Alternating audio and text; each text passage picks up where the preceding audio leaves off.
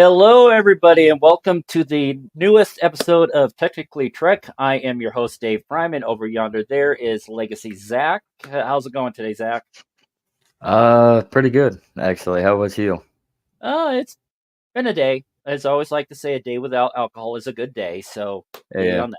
Saying yeah. this week I've hit 5 months of being sober, so 151 days, which that's an ominous number for going off the alcohol. But Hey, and that's good though. Yeah, you're yeah, doing well though. So, I and it thank you. only gets easier. It only gets easier. Yeah, the last 30 days, one of these days I'll get rid of this stupid cough. Maybe turn off the fan so it's not blowing my face. That might help. But but yeah, I totally realized I forgot to write a script. So on that, so but yeah, Yeah. typically we technically talk Star Trek. It's all about the Star Trek universe, this, that, and the other, and oftentimes this discussion goes sideways. But I thought instead of talking about one particular episode, dang it, we're just going to talk about like the economics of Star Trek. It's like the one of the Ferengi sayings, "Greed is eternal." So I mean, Ferengi, they're like money, money, money. But you Mm-hmm. listen to Jake Sisko, he's just like, we've evolved beyond money. We've evolved beyond greed. Saying so Have they as I though? would Has exactly. yeah. But anywho's, I will bring in our one person as I get this silly thing to get going here, right? Hey Tyson, how's it Oh going my God, tonight? I'm here. Oh Hi. my God. Why am I so close? What? What? I think that's the window. Oh, okay. Yeah. Yeah. Jeez. I can see my pores. Well, yeah, yeah. Your light's a little on the harsh side this Hold on, is evening. that It my is. frame right? There? Yes. Too How push back, too close. how's it been going with you today? Pretty good. Excellent. In honor of your 5 months, I and I should have done this sooner. It's my apologies. So if I do drink anything objectionable, it's going to be hidden in here rather than advertising for a particular Rocky Mountain Light malt beverage Well, Rocky speak. Mountain High. in Colorado. You- Like I always have to. Anytime I hear Rocky Mountain High, I want to say in Colorado. I don't know. I think was one of their old like jingles back in the '80s. But yeah, just Mm-hmm. talking about free advertising. Zach and I were talking about the company that made the shirt that he's wearing tonight. So I just figured give that guy a free plug. What is that? What does it say? Free. Hey, Free all rides and free rides for commies, man. They want free stuff, so why not give them a free ride? So you can get this T-shirt and a whole slew of other T-shirts, political statements, Christian-esque statements as well, and just any type of funny meme at I walked away. who touched it whotouchedit.com. Good thing I am not So a political person because I would be ashamed of myself if I was. oh, we're gonna do this. We're gonna do this, Tyson. No, I don't really care. Yeah, we're gonna save that for the Sunday show, our parent show, Dangerous Thoughts, hosted by our Tyson over there and Mono Intireme. It's Sundays at 6 o'clock Pacific on YouTube, and you can just find it at dangerousthoughts.show, which has links to all the old episodes, I think, or at least link to YouTube to watch old episodes. And it also has a Katie's Corner, which is a blog that's written by Katie Lattice, who's typically been my co-host, but she's been on a bit of a mental break, and Mhm. she said she might be in tonight. Saying I just told her, you do you. If you need to grieve, we say just not to get too personal. Her father passed away today, so Mhm. Oh, yeah. So all the love in the world, Katie. yes. That's rough. Mine That's passed a in little rough. 2013, and I remember it was really, really sad. I'm laughing because um, it's going to get very personal, but this is a very personal space, so I'll say it anyway. I was in the middle of having sex when I found out that my dad died. Oh So, my. yeah. That's That- a mood killer. That's a mood killer. Yeah, I'll Mhm. tell you. So you know, I mean, people die, things happen, but it sucks to get the news. You know, when come back later, I'm busy. No, your dad died. Shit. Yeah. Well, Yeah. I'll see you in a few months. I don't know. But Mhm. but in happier news, my baby sister got married in Vegas yesterday. Yes, Unfortunately, I saw the link there. That's awesome. Congratulations to her. yeah, saying they're very happy together, and she married another woman. So, how dare she get gay married before me? Hey, everybody has love to find. Mhm. Everybody has a soulmate. Doesn't matter who it is or what sex it is. Who cares? Here's Love what is I love. Here's what I told my mom before she passed away earlier this year. She had 4 kids. The youngest is lesbian. I'm the oldest. I'm gay, and the 2 in the middle are straight. And she asked me, she said, you know, what did, you know, you all were raised in the church. You went to the same school. You had the same friends. Same environment, same Mhm. parents, same, you know, what did I do? And you didn't do anything. Think about it this way. 2 of your kids turned out right, and the other 2 just happened to be straight. There was nothing you could do about it. I don't fault her at all. So she had 2 straight kids. Life goes on. and And our oh. parents got 4 grandkids out of it too. So for my sister's previous marriage. Oh. So they got some grandkids. So Yep. yeah. So So in Star other Trek- happy news. Yeah. In other happy news, one more thing. My Okay. 1-year-old, my cousin's son, just turned one years old today. So Right I was on. actually there for his little dinner party earlier before I came on. So 1 Nice. years old and full of joy and goofiness, and he's a brat. I love him. I love nieces and nephews. You can sugar them up and Mhm. give them back. Mhm. Exactly. Although I kind of want to kidnap him, make him mine. I love him that much. I wouldn't do that, but kind of gives you that allure. Like maybe I should So kidnap state him and troopers, make him if mine. you're looking for a missing kid, maybe on your list you should have Zach there. Just in case anybody goes missing, you know, he really wants a kid. So speaking of which, Star Trek money. Trek money. This is something that Mhm. I mean, over and over and over, you hear there's no money. In Star Trek 4, don't you have money in your? No, we don't have money anymore. They in the original series, they've made mention of this in Star Trek First Contact. You know, the economics of the future isn't the same. We work to better ourselves is one of the quotes. No money, but on Deep Space Nine, there's money in gambling and Gold Press Platinum and how. Speaking of the economics in society, who gets a small house, who gets a big house? In Star Trek 6, Scotty said, quote, I just bought a boat. Bought a house. A boat, yeah. Yeah. And Star Trek Generations, when Picard and Kirk are in the house, he says, this is my house. Well, it used to be. I sold it 6 years ago. Sold it? So there's selling and buying. That's happening, but no money. You know, where's the money that's transacting? Yeah. So what did he get 6 chickens for the house? I mean, how did that work? I mean, he could have.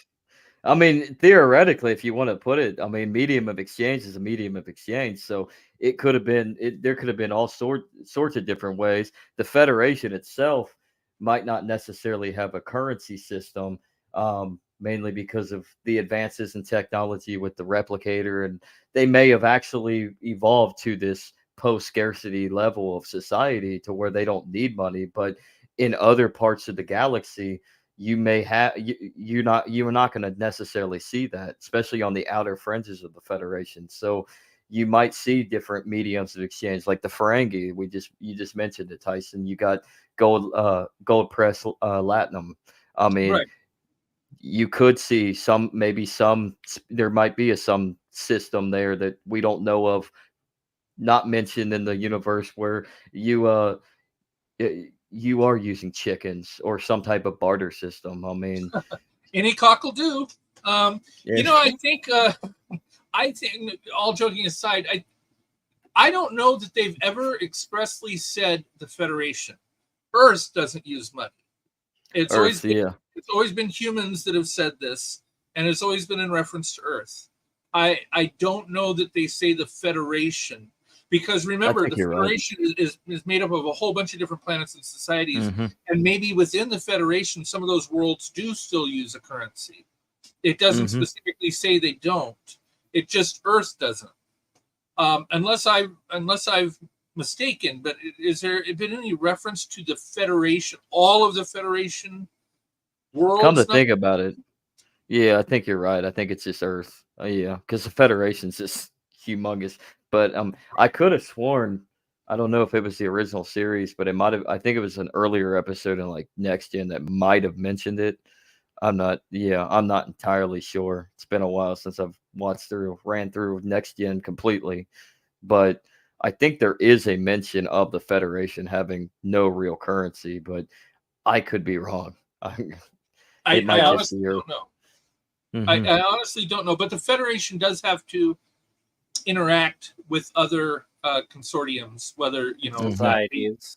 whether that be Mhm. the well, Klingons are allies, but I don't believe they're part of the United Federation of Planets. Even in the Next Not Generation, anymore. Klingon Yeah. has their own empire. So I'm sure when you interact with the Orions, when you interact with the Klingons, when you interact with the who was Goldacott? What's his race? Cardassians. Oh, Cardassian. Kardashian. Because after the Trojan Kardashians. War, they're not allies, but they're not enemies anymore. Et cetera, et cetera. You and the way Picard tells it, even the Romulans aren't our enemies anymore, right? So we're interacting with these other consortiums, federations, syndicates, whatever they are, and Mhm. what do we use as a barter or as a trade, or is there some kind of, I don't know. I'm trying every word except money. How do we pay for, like, if I'm Currency. currency? Yeah, if I'm Mhm. interacting with an Orion trader to take me somewhere, and he wants to charge me, what currency am I using? Oh, and case in point, when McCoy was trying to bypass it to Genesis in the search for Spock, Mhm. he's trying to Place you name, price I name, or bargain no. I'm a nerd. No, but kind of going back to Genesis. I'm sorry. Genesis is planet forbidden. All right, it's out of my system. saying that the original Trouble with Tribbles, the bartender was willing to sell one of the tribbles to Uhura for 10 credits. Yeah, And that's interesting. And gold press latinum is used extensively in DS9. Yeah, Mhm. which I think is where Which has like the entire and now I'm having a tough way of finding words. it has Retcon. to be greatly devalued, because gold and latinum now, I mean, just an ounce of the stuff is worth so much money. But gold press latinum, and there's these strips. You know what a strip that they show on TV, the size, shape, height, width, Like length? a USB stick, yeah. Yeah, I mean that would be worth, just a strip of gold pressed latinum. This much could buy you a house. I mean, Mhm. and yet they're paying 2 or 3 strips for a drink. Like the price of gold must have gone way down for it to Oh, be. They must have been. Oh, so They must have Coop- been inflating it, well, because shaving it off, and creating new currency. the episode Maybe melted. Who Mourns for Morn is say when when Quark got all the latinum shipped off to him, he just like someone extracted all the latinum. They're just worthless gold. Mm-hmm. And it looks like we have a wild Katie that has joined us. It's a wild Katie. It's a space witch. It's a It wild is. space witch. Space Switch, my darlings. How are you? Well, other than my cough, I'm doing all right. But how about you? Say, with what happened to you today? I'm fine. Are you sure? Yeah. There we go. Turn off that light. Hi, But Katie. so maybe we'll get back Katie tonight. And that'll cheer her up. Yeah, Tyson's already made me laugh. That's Tyson's entire life. I just look funny. So, I can walk into a room and people look at me and they're like, I'm sorry if I look a bit worse for wear. You look like an Andorian, Tyson. You could pass for an Andorian. Yeah, yeah, you do have the facial structure for an Andorian. kind of do. Like, look, I got the Antenna. brow ridges and everything. Look, see that? I just need a little blue and it's my haircut because I have that real tran thing going on. As they get well, the hair at thrown the out. same time, you Oh could my you could God. also pass for a Ferengi. I do have a widow's peak, don't I? A Yes. little bit, yeah. It's starting to. Jeez, what is that? Hymns or Hair Club for Men? What is that? Yeah. Hair Hymns Club is for like Men. new. You need happens to to be grow your all hair, the best of us. Tyson. Oh Lord, why didn't you come on this fucking show today? Jesus, I'm gonna have a complex by the time this thing is over. It's over. It's It's all done. good. Yeah. I love you. But yeah, saying so I got this talk about currency. I got this cool little Star Trek shirt at Goodwill Yeah, for I $4. really want that. I really want that. I could really rock that shirt. How do you get Paramount to send you free shit? Dave, you're on the air. Tell everybody you get free shit from Paramount. They don't just write. I mean, do they just look you up at the phone book and say, "Hey, dude," or do they watch the show and send you stuff, or do you write to them and say, like, how do you? I honestly don't know. Say, because I was talking with Zach backstage. Say last year, just before season 4 of Lower Decks came out, they sent me a message on Twitter just saying, "Hey, we want to send you a press packet." I was like, "Okay."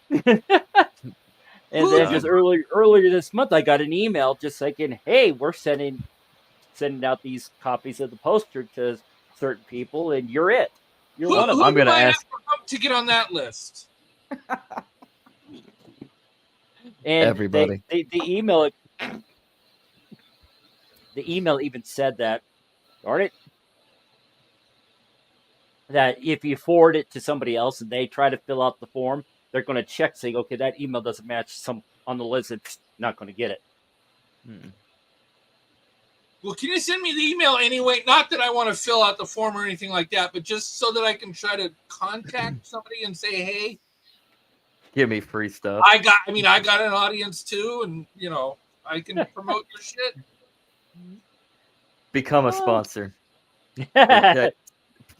Oh, Paramount, I am a sponsor if you're of Paramount. listening. I give them $21 a month so that I can watch ad-free all my Paramount show. I sponsor them. They could send me a free fucking shirt. It would be fine, right? Yeah, that works too. Or they can sponsor you and just give you free Paramount Plus with no ads. There you go. And I will. Yeah, they could do that, or they could send me free stuff, and I'll wear it on Dangerous Thoughts and say, "Hey, I'll advertise for them." That's the point of sponsorship. So if anybody from Paramount is watching the show, I'll promise to stop cussing. I'll get some Hair Club for Men, and I'll promote the crap. I don't think crap is a bad word. Crap out of your. You're breaking. Are you okay, Katie? Or are you laughing? Or are you face palming? I'm just trying not to laugh. I don't even try not to anymore. When it comes to Tyson, I'm just gonna laugh. There you go. Everything that Tyson says. I mean, get Tyson get him on tour. If nothing else, just to shut me up. Or otherwise, I'll do my Chuck Schumer impression. All right. That's actually pretty damn good. I'll do Yeah, my yeah, unimpressed school teacher look. Yes. Well, Chuck Schumer always Hey, has his glasses at the. Hold I up. don't know how his glasses don't just fall right off his face. I mean, it is so low. Look, I can't even do it. You want to see the Do you want to see the Lindsey Graham impression? Sure. Oh, I think that's right. Oh, it's good to hear your laugh, Katie. you need It to is. laugh. It is. I know this is an old one, but a good one. Cowboy. Right? Cowboy? Hick. I mean, Hicks that is wear how their we hat. wear our hats down here. Back and they got that dumb, Yeah. Cowboys have it down a little further, cowboy hick.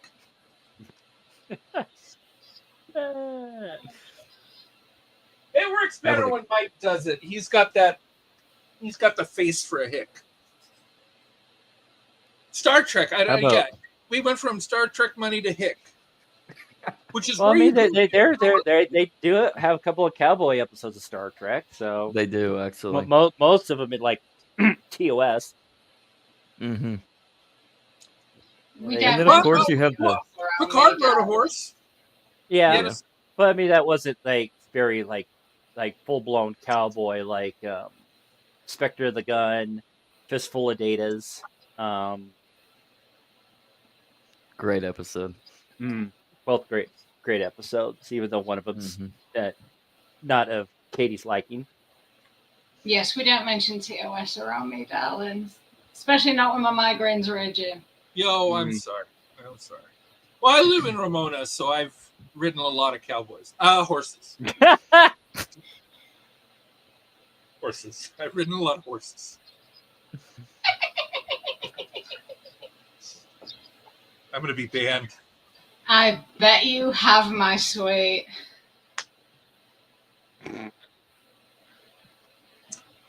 But yeah, going back to like to economics, it's just see, I didn't know what I was thinking when I started this episode. I should have gotten like stuff written down. I just ran out of time to do anything about it. But yeah, when it comes to like the Ferengi, I think they actually really, especially with DS9, made currency the norm in the Star Trek universe, even though Yeah, but that's only because of Quark's bar. If it wasn't for Quark having his bar, then there wouldn't really be currency, like monetary currency. That it was only really DS9 when we saw money being exchanged, really.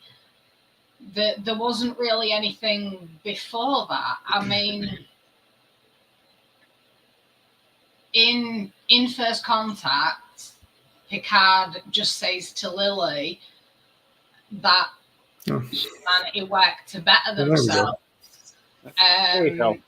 It doesn't expand to the Federation in that. And then in Voyager, Tom explains Fort Knox, and he says money went the way of the dinosaurs. But other than that, I don't remember money and different forms of currency being mentioned. But it's evident in certain episodes that they will trade food, water, fuel supplies, the odd bits of not technology, but like spare parts and things. Yeah, a barter system. motivation, yeah. This is going to be the Which stupidest that's- question in the world, but with transporter and replicator technology, couldn't you just replicate gold crest platinum? I think the molecule might be too complex for it to be able to do Oh, that. they can transport human beings, living things, but they can't do basic alchemy? Give me a break. They can. Yeah, I call bull crap on that too. Yeah, I mean, you could basically replicate a diamond, gold, anything. You just restructure the molecule. That's all a replicator does. Now, Okay, if you're going down that road, Tyson. And, well, like and it's Going down that constantly route, why can't we just print as much money as we freaking want? because Well, that would my point inflate is- the currency. Exactly. my point is, if individual people have replicators, right? Individual human beings right now don't have printing presses with the ability to duplicate American money. And when they try, but it's we called should. counterfeiting, and it's, you get caught, and there's, but I mean, a Yeah, but replicator. the Fed counterfeits. Well, yeah. Exactly. Wasn't going to try to get all of that, but my point is that if you can just duplicate it, then where's the value?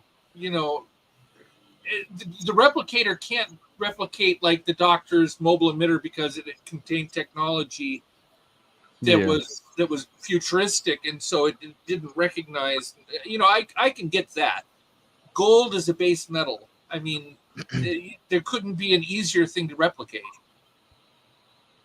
Yeah, but it might be in the programming. It could be in the programming to where it won't recognize certain elements, certain materials. You can program it so that it won't. It's replicate. not the gold. Yeah. It's not the gold, it's the latinum itself. That's probably what the replicators can't do, because you're just focusing on the base metal. It's gold pressed platinum. It'll be the latinum itself that has components that can't be easily replicated, not the gold that compresses it. All right, assuming that precious metals and stones can't be replicated, let's assume that for a moment. And let's say we're in a century where there's no money. Say I want to have a lot of gold and jewels. What do I do to get them? Because you can't give them to everybody, but there's no money for me to buy them. So who gets Orion them? Syndicate. You got to work with the Orions. I mean, they're the Well, smugglers. We're talking about economics. How do I get things that have value if I have nothing to trade for that value? Yeah, but that's very... There'd be a form of piracy. Without sounding like a bitch. That's very shallow and self-centered, and that's not what Star Trek is. Like Picard says himself, humanity works to better themselves. I never thought about that. By this point, humanity is driven by the accumulation of wealth, by the accumulation of precious things. Therefore, that is a moot point. If we had replicators and everything now, then yeah, people would be self-centered, selfish, greedy. The replicators, if we have replicator technology now, it would only be available to the wealthy. Those that want to hoard it for themselves, it wouldn't be available to every single person on the planet like it is in like the futuristic Star Trek times, because humanity is, to some degree, because of First Contact, because of humanity realizing, yes, we are not alone in the universe, and humanity is not just evolved in their understanding, but they've also learned from other races, arrogant Vulcans mainly, but it's a different thought process that they have, that they learn to have in the future. And you're sat there saying, what if I want gold and jewels? Well, that's not really, unless you're a Ferengi, that's not really a goal in that time of when Star Trek is based. Humanity has gone beyond the accumulation of wealth.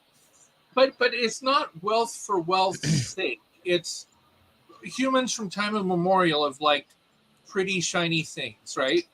It's always, it's almost in our DNA. Back in ancient Egypt 5,000 years ago, they adorned head masks of pharaohs with gold and jewels.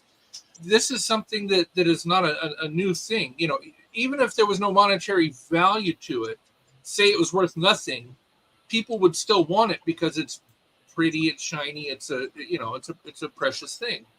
And there's a limited amount of this, assuming it can't be replicated. And there might be a great desire. I've got a record player. I couldn't sell that record player for $5. I'm not sure who would want it. But there's a lot of audiophiles out there that still love record players and collect it and collect records. You know, my little niece thinks it's an ancient piece of technology, and why in the hell would she even be close to interested in it? But I still want it. And, you know, you're going to have people out there that are going to want to collect these things. Yeah. But I guess what my question is, they do have value. How do the economics work? If I want something of value, I think they ever established it. Whatever. But if I want something of value, what is my currency? Philip, go ahead. Can I jump in? I think there's a lot that they've kind of shoehorned into scripts for the purpose of making a story that I don't think they've actually completely thought through. I've always taken it that they've established that Earth has moved beyond that we've come out of our infancy, sort of thing. That we don't need money anymore, but it still exists with other alien species. And if you're going to incorporate them into the Federation, somehow they had to create something so that in certain cases value could be used, some couldn't, or a way of using or exchange it maybe within certain Federation stations or whatnot, that currency could somehow work so that a certain alien, so that a Romulan or a Klingon or a Vulcan or whoever is paying with whatever currency they use can somehow, or if they use it, even there might some that might not, but that somehow that some small form of currency could still sort of be working. But as far as Earth, humanity, we've sort of moved beyond accumulating wealth or being wealthy. There might even be somebody mentioned earlier about a while ago, the lines like I just bought a boat, or that Kirk had sold his house. Yeah. And I've often wondered if that means that maybe there is some limited sense of currency, maybe, or that it might have even just been like a phrase or something. Maybe they use, like we might use certain phrases that might have mean it jokingly, but that's not physically kind of what's happened. If you know what I mean. Like six sheets to the wind is an old sailor's term for being drunk. It means that you've lost the rigging and the sails are out there flapping. Right. 6 sheets to the wind. Now, when I say that, if I say, "Ooh, I'm 6 sheets to the wind," I'm not really. There's no sheets. I'm not on a sailboat. Exactly. Yeah. This is, I just bought a boat. It means he's probably just, I don't know, maybe he picked up one, but he hasn't really physically bought it. Yeah. He acquired a boat, and he's using a vernacular. I just bought a boat. Well, it seems like, I mean, and with that phrase, like it seems like with the Federation, within at least Starfleet, but it looks like the Federation as well, it's based on reputation. So as you rise in reputation, gain that wisdom throughout your ranking through this ranking system, perhaps that's how you're able to accumulate a little bit more higher value in class. You raise yourself.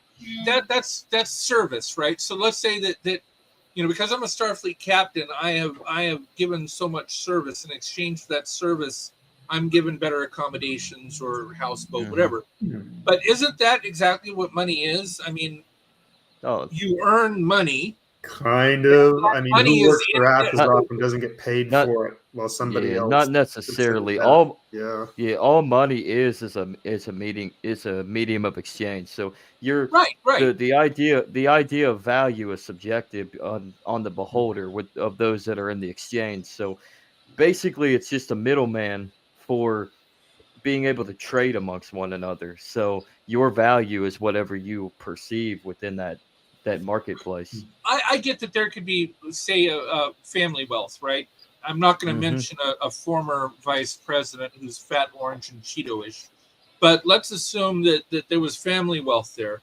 He didn't necessarily need to work or serve or earn anything to forward that wealth, as long as he had this medium we call currency, because he can exchange that for, where somebody else, say, is born poor, and has to earn that, So I can see in a moneyless society where the achievements of your ancestors don't translate into wealth for oneself. Like you have to earn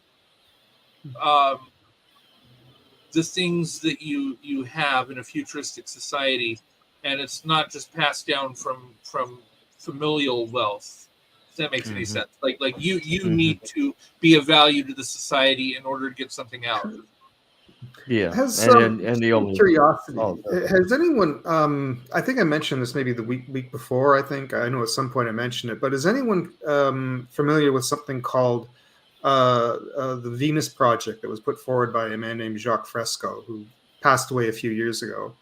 But the Venus Project, Sounds the familiar. whole idea was a resource-based economy, and this is something that Fresco has been talking about for decades. And I from what I understand, I think Roddenberry got the inspiration of how the economics would work from that.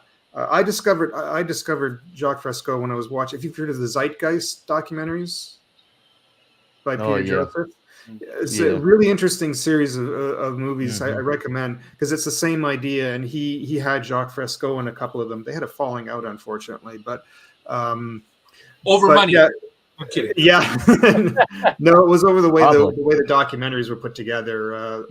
Jacques Fresco didn't like it, and he got mad at Peter Joseph about it. But anyways, that's a side note. But they both are on the similar wavelength, right? About this resource-based economy, and I know he's been doing. Jacques Fresco has been doing interviews about it for decades and decades. And I'm pretty sure that this is where Roddenberry got some of his ideas for how the economics would work. I don't think he ever fully kind of laid it out. He was more interested in, I think, telling the stories. But if I recommend having a look into that, have a look into Jacques Fresco's Venus Project and how he had this idea of what society would be like that had was the removal of government and money is what it was, and how this that's right up Zach's alley. Would function and operate with that.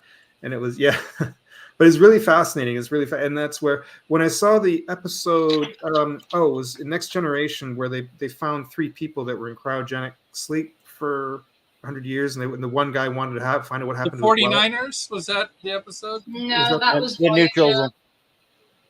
The neutral zone. I'm thinking of Voyager. Sorry. Oh, an early Next Generation episode. There was the one guy who was worried about his wealth. The woman was wondering what happened to her son. Yeah, that was the Sonny Clements. Yeah. And so when they had that conversation, and I was like, and I remember that years ago, I remember seeing that episode actually when it first aired, and I was like, oh, this sounds like the stuff that I was kind of looking at. I thought sounds just a little too much like what Jacques Fresco was laying out in the Venus Project. And sure enough, years later, when I kind of looked into it, there was a lot of ideas. You could hear some of the ideas coming through in their conversation. So I recommend, if you've got some time, a little bit of time to kill, look into that. And you'll see it's like, oh yeah, I can kind of see correlation of what they were trying to bring out in this. So. Wow. Am I the only one looking at this, looking at the Star Trek economics? Am I the only one looking at it from a non-21st century point of view? What do you mean by that? Yeah. Well, what I've heard from this conversation, and you will have to forgive me if I've completely read it wrong. I'm not exactly in the best frame of mind right now. Okay. You're fine, Katie. Yeah, you're fine. But what I've heard so far is about wealth and about how the economic structure pays, rather than looking at it from a point of the amount of people in today's society that do voluntary work in charity shops for other organizations. These people, I mean, my mother included, my mother's just started working a charity shop. Completely voluntary, no pay, just to help out, to give our services, and from what I've seen of Trek, that is the kind of society that Earth has become. You said that in that Taking episode. away all other cultures, all other alien races, and just looking at humanity. We in the time of Star Trek, we have become a More violent. race. We have become a more compassionate race. We have become less selfish. We do work to better ourselves and better humanity. Yes, fair enough. The captain will have the bigger quarters on the ship and, this, that, and the other. But it's like Tyson was saying earlier, what if I want this? What if I want that? Well, just look at all the stuff Picard's got. I mean, is it the conference room on the Enterprise E? All the little gold ships that he breaks when he completely flips out at Lily. For all we know, they could be gold. Rather than just painted gold, they could be gold. They wouldn't have been smashed. They'd have been dented if they were real gold. Yeah. Well, yeah, but the nacelles fell off. Yeah, but they shattered. Gold doesn't shatter. Actually, no. If you look, they don't shatter. Gold is very soft. The glass shatters, but the ships don't. They just come apart. But that's not exactly what I'm getting at. Right. The small little figurine of Voyager in Seven's quarters in Picard season 3. That's silver for all we know. That could be solid silver. We don't know. All these little things, all these little trinkets that we see that are coloured in silver, coloured in gold, they could actually be silver and gold. All the priceless artifacts that Picard has, all of the first edition books that he's got, obviously they've been passed down, but all of these things that people collect, they haven't bought them with money. All right, fair enough. When it comes to like the duties on a ship, for example, holodeck time. Perfect example. Now, if it was today's society, we'd have to pay to go to a holodeck. Probably a few $100 or pounds or whatever to spend maybe 30 minutes on a holodeck. Probably a hell of a lot more because today's society is just selfish and greedy. Yeah, inflation. Exactly. On a ship, you work so many hours, you get allotted a certain amount of time in the holodeck. And that's how the system works. You get your recreational time, but you have to put in the work.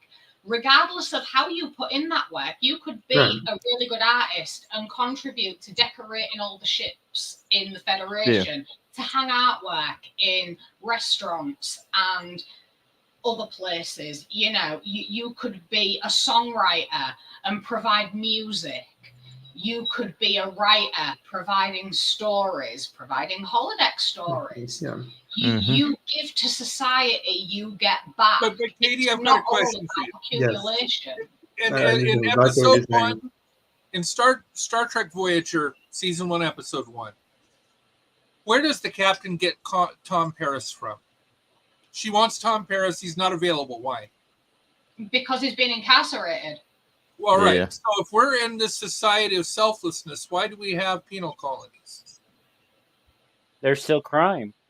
If there's still crime, I guarantee you there's still greed and there's still other human aspects, right? There's still going to be people that want to acquire wealth. Oh, yeah. I know they say that that's not the purpose of society, but there are going to be individuals who want this, and individuals who achieve this through, I guess, some kind of means. It doesn't have Nefarious. to be wealth. I mean, it Nefarious could have means. been. What was he? I don't remember that episode. What was it? He was incarcerated for? Like what?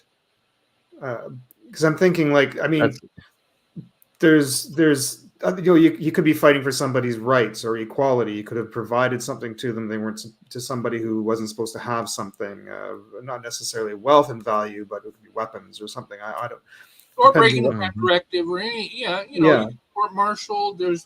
Hmm. I apologize. I have not had lunch yet, so I'm eating little Okay. snacks. No If you worries. see me chewing. That's I don't think we've in the future we're not going to be perfected as a species. I mean, that's the whole thing of Star Trek, is a continuing of perfecting Mhm. ourselves. But wealth, I think, was supposedly that one hurdle we overcame. I guess I know supposedly in the Star Trek lore, Earth had suffered a nuclear war, I guess, and yeah. and they had sort of learned from that. They managed to survive that and come from the ashes and changed how the civilization works.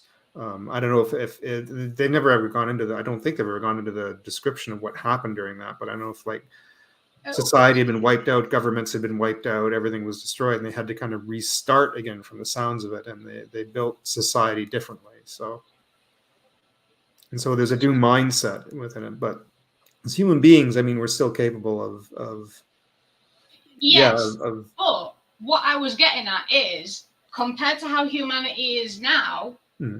in the Star Trek universe, it's been flipped on its head. The amount of people that still want to accumulate wealth and who are greedy, compared to those who have evolved beyond that, it's a complete opposite to what it is now. Hmm.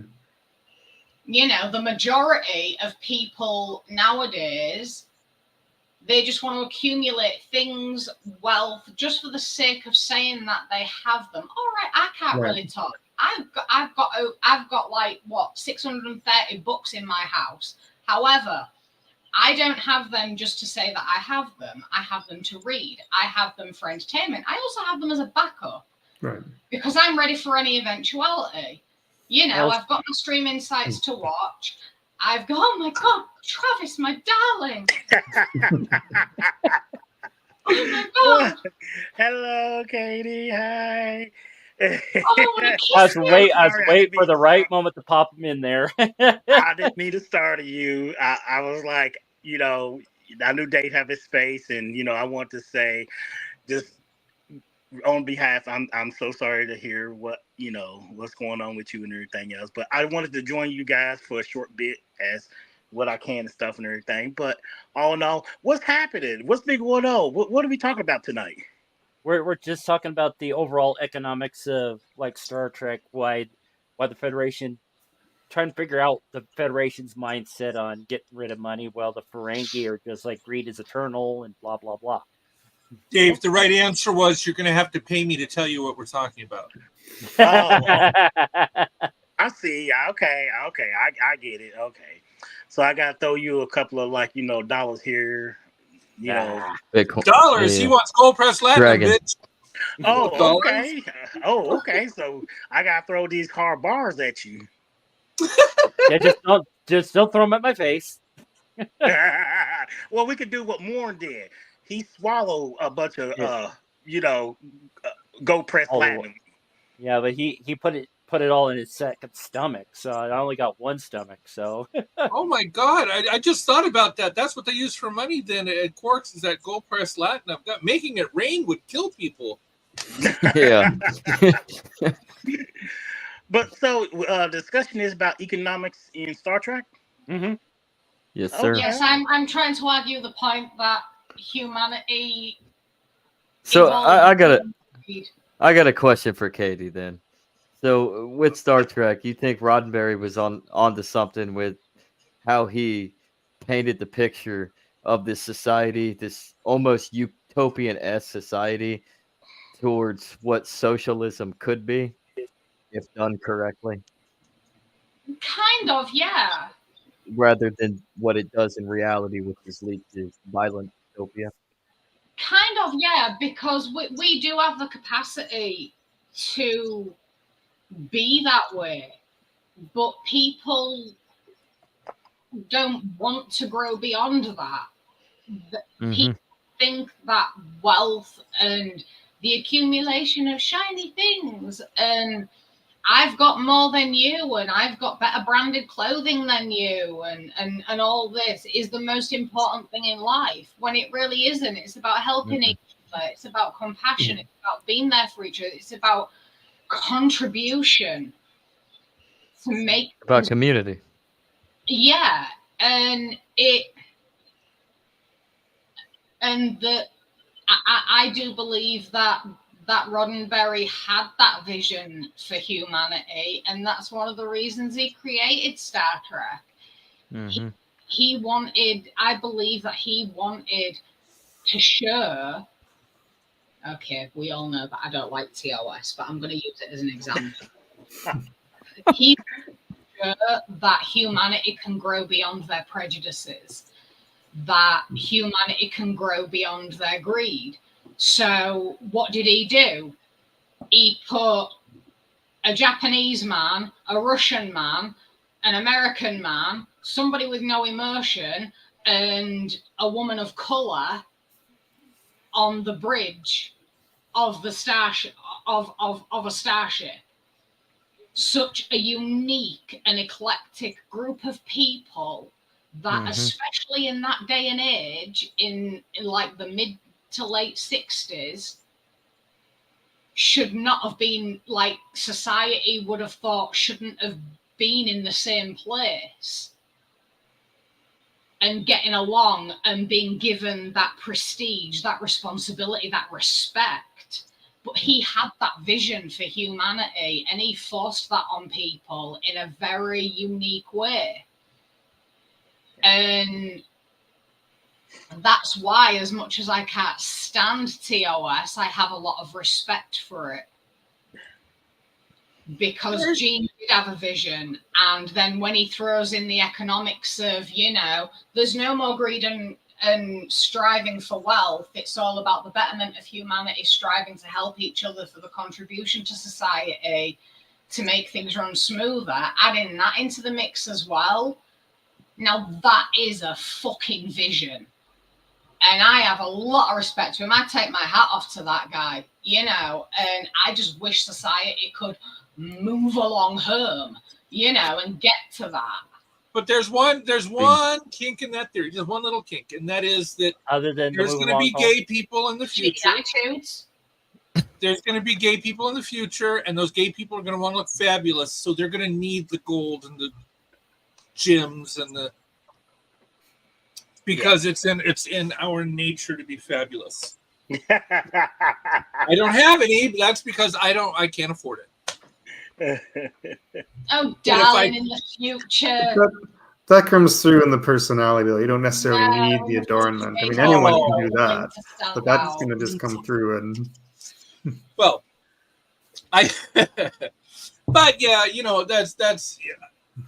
I don't know how that. To be honest, the only thing that's stopping humanity from getting to that point of that vision, I believe that Gene Roddenberry had, is shitty attitudes and refusing to change. Yeah, and I think it's this is what's stopping humanity. Right. Well, when you think of socialism and when you think of communism, even capitalism, if you know, on paper. In fact, I might even argue that socialism and communism is even better than capitalism on paper. You know, you look at it. But the problem with all three of the systems are not the systems. There's one little ingredient in there that fucks the whole thing up for everybody. You know what that is? Statism.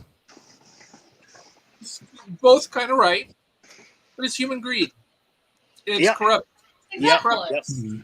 That's what absolutely screws it up. Because socialism is brilliant on paper. I mean, it's fair. It works. Same thing with communism.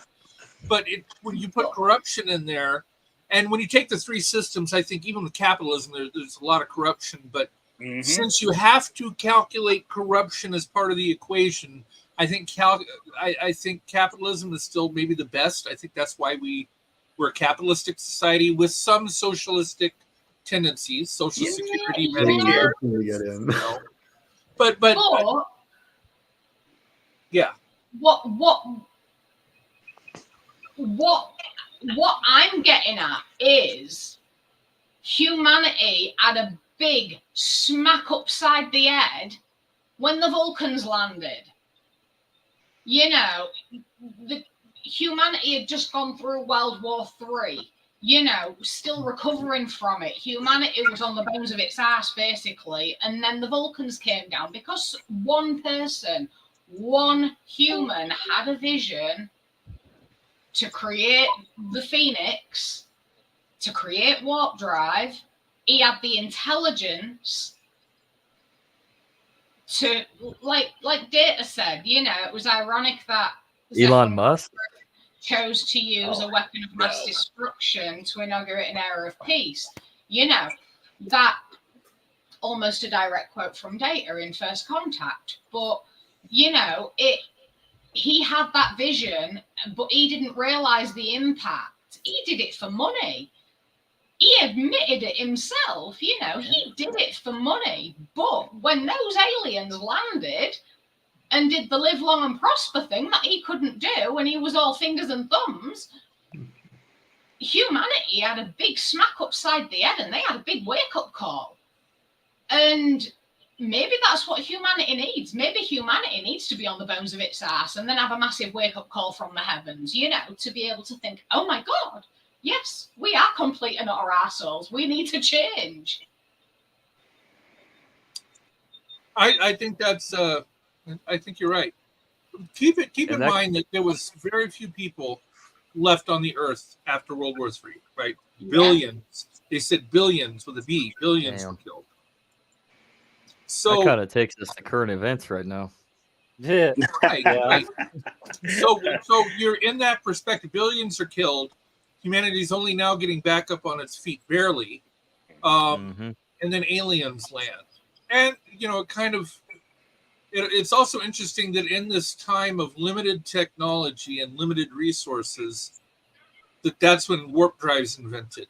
When before World War II, you had all the assets of a country to pour into a space program to develop a warp type thing, and you couldn't do it. But in almost Stone Age after World War III, where Lily is having to scrape just to find little pieces of titanium to build, you know, the 6-meter cockpit. Yeah. Here comes warp drive. Good evening. The time is yeah, no. Okay, that's my warning. Sorry for the radio. I do have to go. I've got to get ready for Annette. It's going to start in 15 minutes at 6:15. So have a great show. I'm glad there's lots of people here. I'm going to watch the rest of it after the net. Bye, guys. Take care. Peace. But no, Tyson brought up an interesting point there. Lily says that it took her 6 months to scrounge up enough titanium to build a 4-meter cockpit. You know, like I said, humanity was on the bones of its ass. And if we were to have, if that was to happen now, and we had that major wake-up call, that we really are not alone, and there was proof, and, you know, aliens landed, it was a big thing. They helped us, even though, you know, the Vulcans were arrogant bastards. You know, they still helped us. They helped us get on our feet. And within 50, I mean, Deanna said within the next 50 years, poverty, disease, war were gone. Because it was such a big wake-up call for humanity after the devastation of the Third World War. You know, and humanity was nearly destroyed from it. And then we get this help. You know, even though in Enterprise it's said that the Vulcans held us back, you know, they still helped us get back on our feet and showed us a better way, kind of thing. And we took that on board, and we decided to stop being selfish pricks. Well, I think that also is an atonement for humanity, because humanity, whether it's Star Trek universe or real life, I mean, humans adapt. Like, it's inevitable. Like, we are very adept. We're very adept in and how our ways of life are attained. So we want to survive. I mean, self-preservation is a real thing. So I think if you put us into a circumstance of World War III and a nuclear holocaust like in Star Trek, I mean, prior to First Contact, that led to the events where warp drive was created and the Vulcans did arrive and helped us kind of get ever so even more so back on our feet. We'd still work on making sure that we got civilization back into kind of a leveled playing field. Definitely. And I really do truly believe that that's what humanity needs right now to sort its head out. Because I mean, right now, if you look at humanity, the state of economics throughout the world, you've got a major contrast between billionaires that give their pocket change to charity when they could help to fully change the world if they weren't so fucking greedy. And then you've got people who, like, not just people but communities, countries that are struggling to survive. They don't have clean water. They can barely grow food. That they are dying of disease. There is Results that of empire. huge contrast in this world right now because of economics and because empire. Yeah, mercantilism. We've yet to evolve away from our mercantilistic ideals, and when we're still expanding towards other nations, other niches, and for resources to plunder and exploit everybody else that is subhuman in comparison to our high society. It's the imperial realm.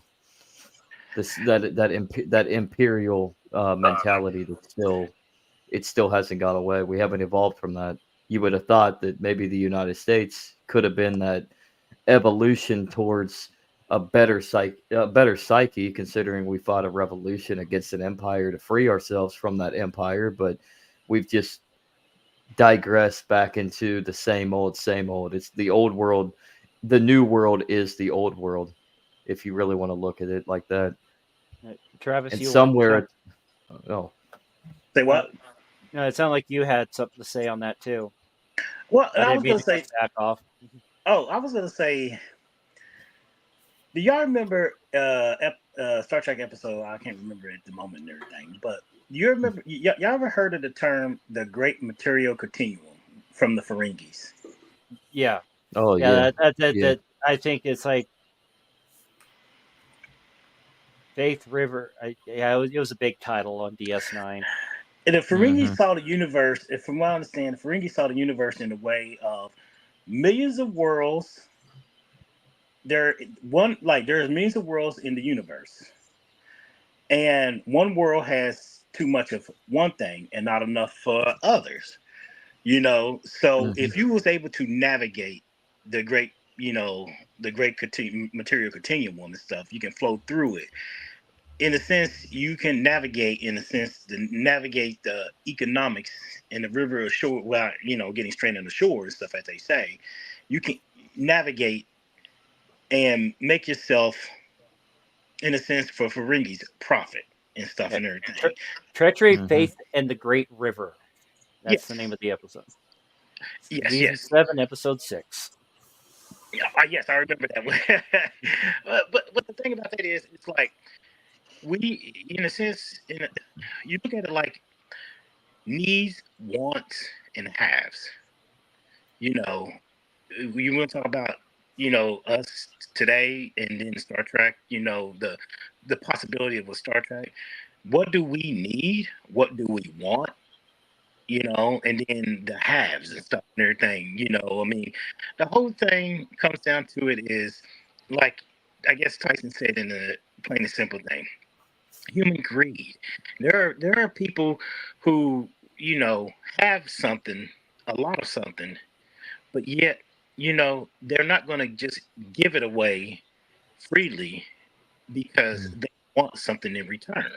Human, it's like, how do you quantify human ambition? You know, it's like, the thing about that is our thirst for, you know, wealth. People's people all, in a sense, we all want money in a sense, but do we need it? We quantify things in the sense of like uh, a diamond. We give great value to it because it's rare, but it has no real value in a sense because it's pretty and stuff. It's just a diamond.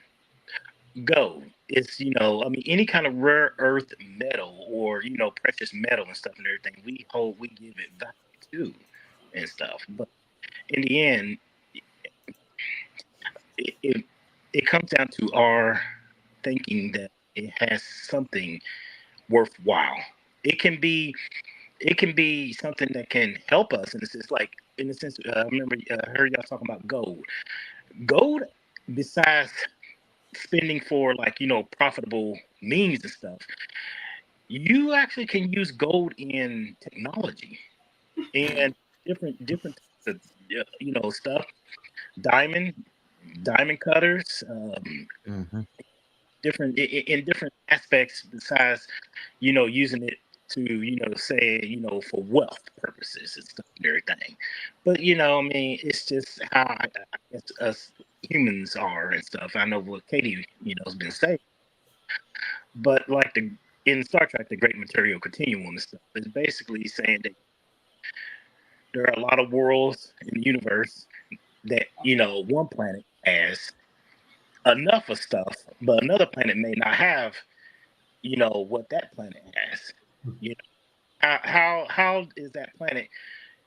How can you, trade, and the meaning of trade, and just a lot of other, things that can go on about, the economics of, like, how the great material continuum flows through the universe and stuff and everything. That's just my opinion. I'm so sorry. It's all Right. good.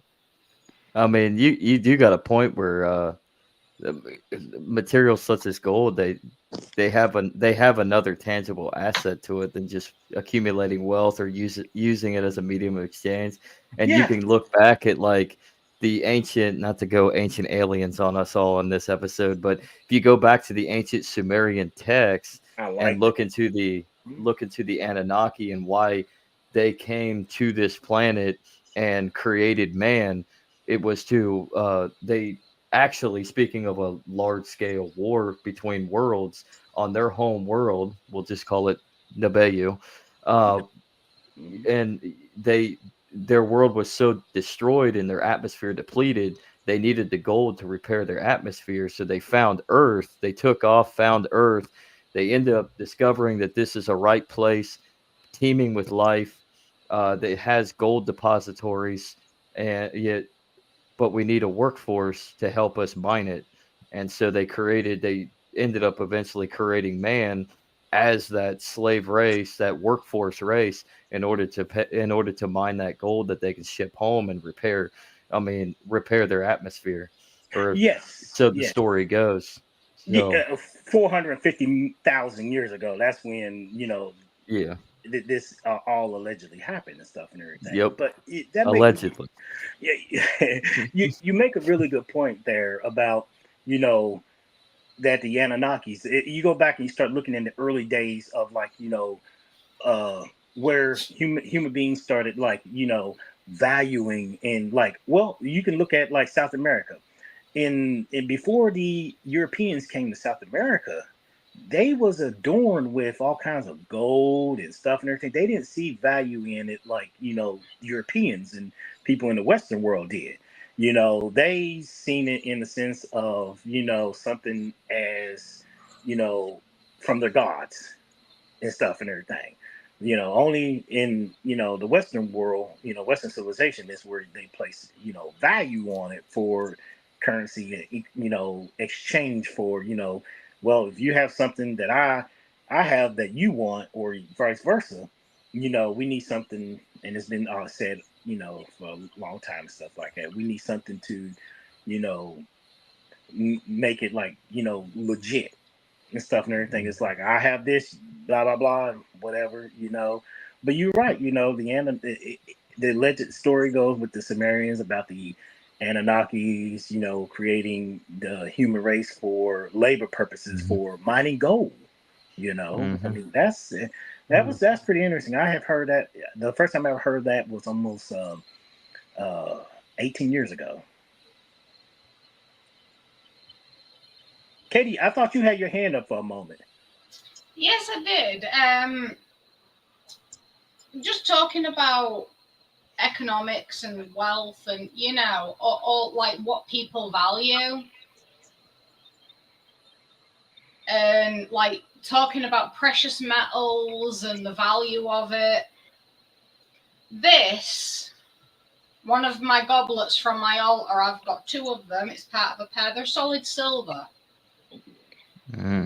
However, this shawl and this book hold more value to me than precious metal.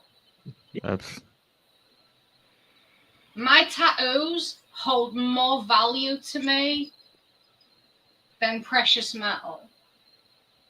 You know? And people think I'm weird because of that. People think I'm weird because I don't go for the brand named things. I will go for something I like if it just so happens, pardon me, to be brand named. Then it just so happens to be brand named. This isn't. You know? I mean, I live in pajamas, for Christ's sake. You know? And a lot of the clothes I've got, the majority of them are not brand named. I go for things I like. They hold value to me. This book cost me, what, £12? It's a really good book, actually.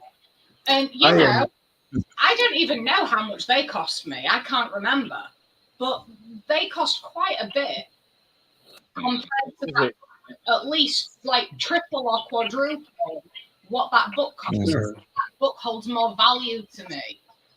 I have a whole cabinet full of stuff that belonged to my parents, stuff that's been in the family for years, that if I was to try and sell, would have no value. I'd be lucky to get $10 for everything in that cabinet. But to me, anything happening in that cabinet, I mean, everyone says, oh, I could replace. No, you can't replace anything in that. There is, this is stuff that's been passed down in my family that means something to me personally. But any monetary value, none whatsoever. Yeah. But this is what society needs to get into their heads. You know, wealth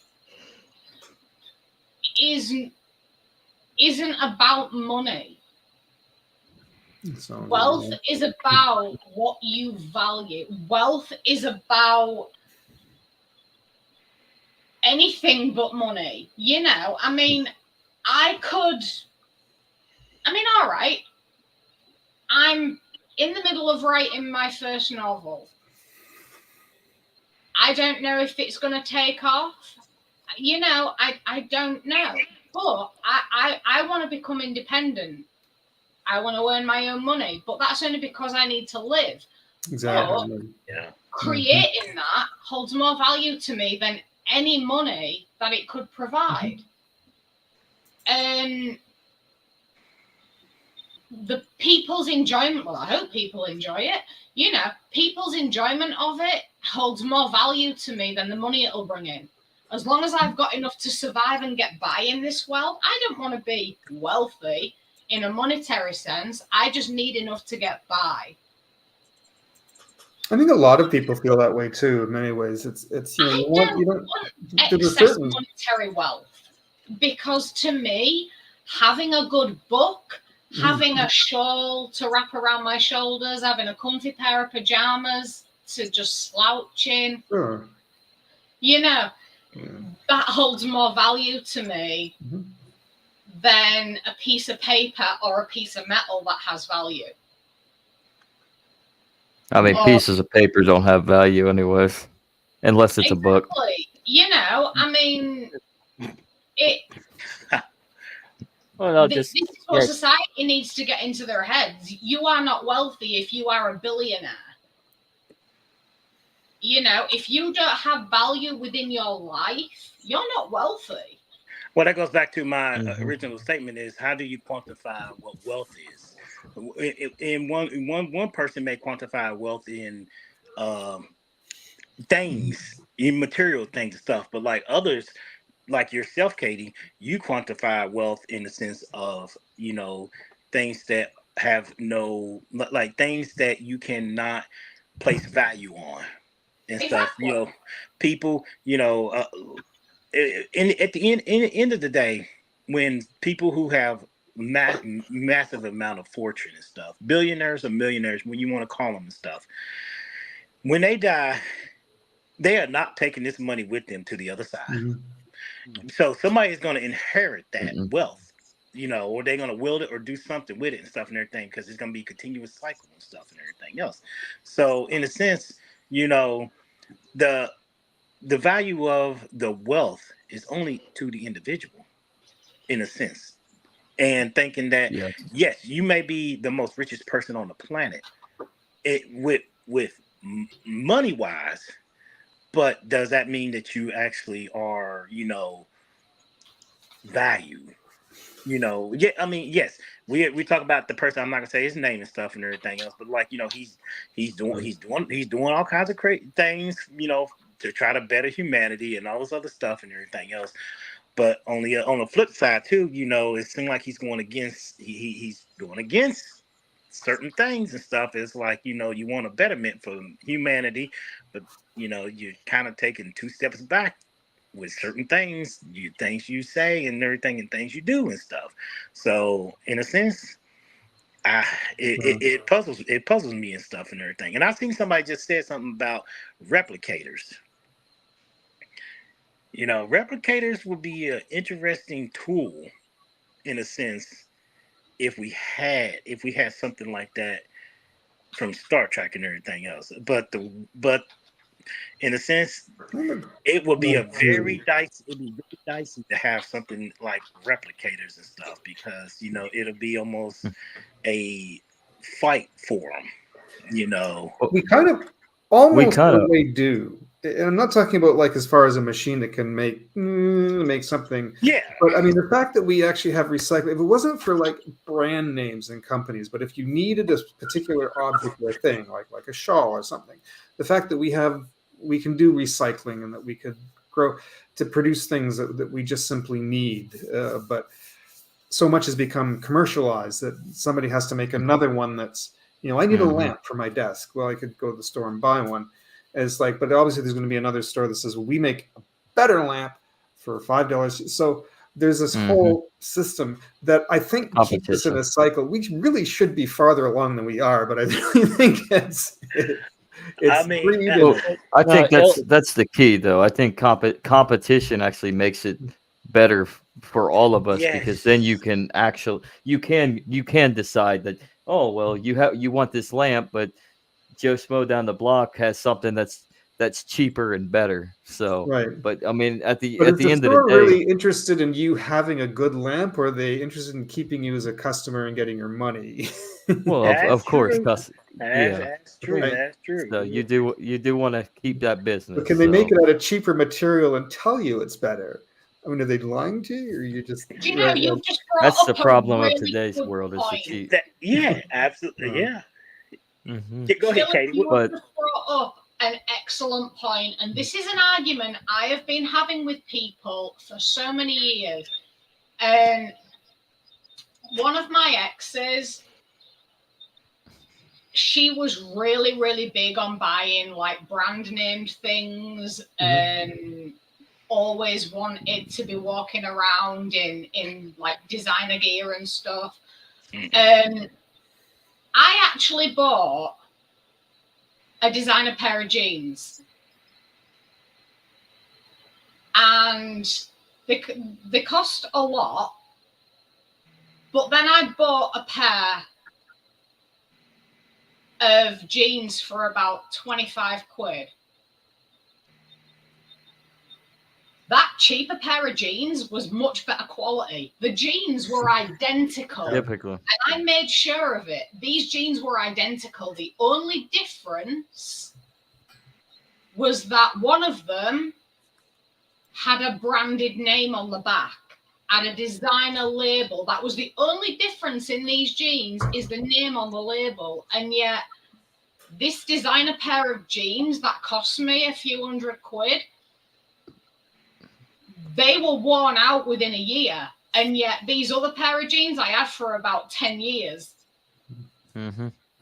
And my argument was always, if you had like an identical pair of jeans or an identical shirt, but the only difference is the logo that was on them, that was literally the only difference that you could see, which one would you buy? And she always said, I'd go for the designer one.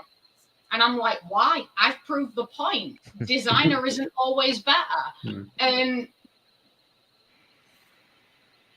this is a big thing with society right now. They're like, oh, that's got a really big name, like, you know, Gucci or, you know, Versace or Louis Vuitton, you know. Mm-hmm. And then you've got like a Walmart brand pair of jeans that are, but they're nicer in my opinion. And they'll last for 10 years, whereas like a pair of I don't even know if Louis Vuitton do jeans. That's how in the know I am. But, you know. We'll just say Lacoste. Well, yeah, you know. The moment you spend on something, it doesn't mean that it's better. And yet, I mean, everyone's always saying, oh, if I win the lottery, I'll buy this big mansion. And it's like, hold on a minute. You're gonna spend your millions on a fucking mansion. What about when the money runs out? How are you gonna heat it? How are you gonna like keep the maintenance? You know, because buying a mansion, you're gonna spend just as much on maintaining it in the first few years. Remember when $1 million used to sound like a lot of money, and it's like now it's like $1 million really isn't that. You can say you're a millionaire. It's like that really doesn't mean as much anymore. Let me tell you a little thing that happened at work the other day. So I was in, and it goes back to what we're saying. So I was in a loading dock area, in the receiving area, and a truck came in, and they bought this whole skid of, I don't know what it was, but it was heavy. These individual, because they came and they had these individual like boxes on there. So one of my coworkers, she took it because we have a weight scale there, and she took one of the boxes and picked it up and went and weighed it because, you know, we have to, you know, weigh things before we send it out. And she said, Travis, this thing weighs, each one of these boxes right here on the skid weighs 23 pounds. And I was like, "Oh, you kidding me?" So we put one of the skids up on the thing, and literally, it was like over 1,000 pounds. You know, each skid was and stuff. I think we had like 4 or 5 skids. So I took and said, "You know what? This is a little fun fact, and this is a little fun fact for everybody. Do you know $1 million in $100 bills, U.S. $100 bills, I should say?" If you was to take $100 million in U.S. $100 bills, and you was to put it, you know, like wrap it up or whatever and stuff, it will weigh 20 pounds. I'd say that, yeah. And you just think about that. You think something like that, and you'd be like, wow. You could walk around with 20 pounds, and it's $1 million. And like you were saying, that, you know, $1 million doesn't sound, it is not a whole lot. I had a buddy told me about 6-7 years ago that he had a friend who lived in Florida, and I guess he won $1 million in the lottery. Well, here in the U.S., for anybody who don't know and stuff like that, of course you get taxes taken out. Basically, after you know taxes came out and stuff like that, he got probably was at 700,000 and stuff and everything. But needless to say, he won $1 million. And this guy, he is a nurse he worked in the hospital. I think he still do work in the hospital and stuff like that. But from what I understand, he did not like go out and buy, you know, lavish things. And I mean, I'm surprised. I expect he bought some things and stuff that he wanted to for himself, but he didn't go out and purchase, like you were saying, Katie, a big old mansion and stuff and everything else. And the guy, he still worked just because he won, $1 million / after the government takes 30% of what you make here in the U.S. You're going to end up, you're going to be like, yeah, you got to make sure, you got to compensate Uncle Sam. And then, you got to make sure that you don't want to just say, I'm just going to quit my job and, just live off this and stuff like that. Because somebody pointed out earlier, what happened when that money runs out and stuff and everything.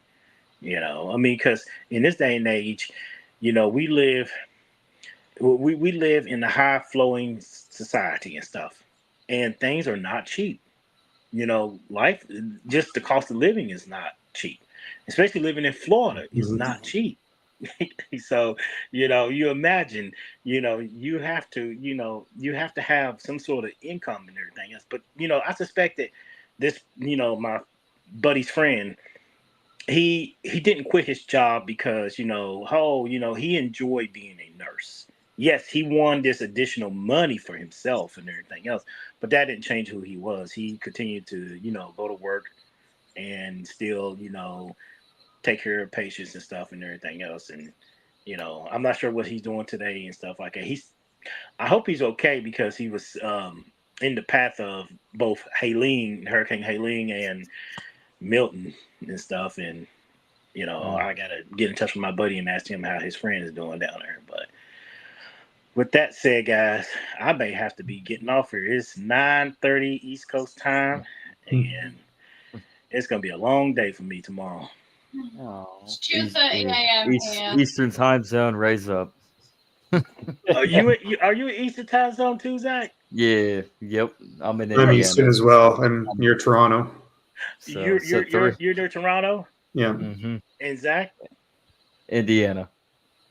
Oh, you're not far from me. I'm actually not far from you. You're from West Virginia, you said? West Virginia. I was born I was born and raised in Louisville, Kentucky.